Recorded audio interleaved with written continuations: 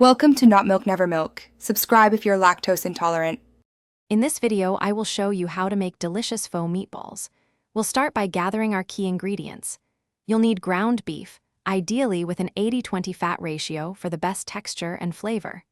Don't forget those aromatic spices like star anise and cinnamon, plus a touch of fish sauce and sugar to create that perfect savory-sweet balance. These simple components are the foundation of truly authentic pho meatballs. Once your ingredients are ready, it's time to mix everything together. Use a large bowl and ensure all components are well combined. After mixing, chill the mixture for at least 30 minutes. This helps the meatballs hold their shape. Then, gently roll the mixture into small, uniform meatballs, aiming for about 1 inch in diameter.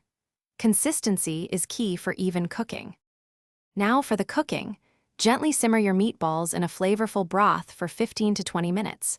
It's important to maintain a gentle simmer, not a rolling boil, to keep them tender and prevent them from breaking apart. Always ensure the internal temperature reaches 160 degrees Fahrenheit for food safety. This slow cooking method infuses them with incredible flavor. Finally, it's time to enjoy your homemade pho meatballs. Serve them piping hot in a fragrant, rich pho broth. Don't forget to garnish with fresh herbs like cilantro and thinly sliced green onions for that authentic touch. For an extra kick, offer hoisin sauce and sriracha on the side for dipping. These meatballs are a delicious addition to any pho bowl. Thanks for watching. If this was helpful, leave a like and consider subscribing. See you next time.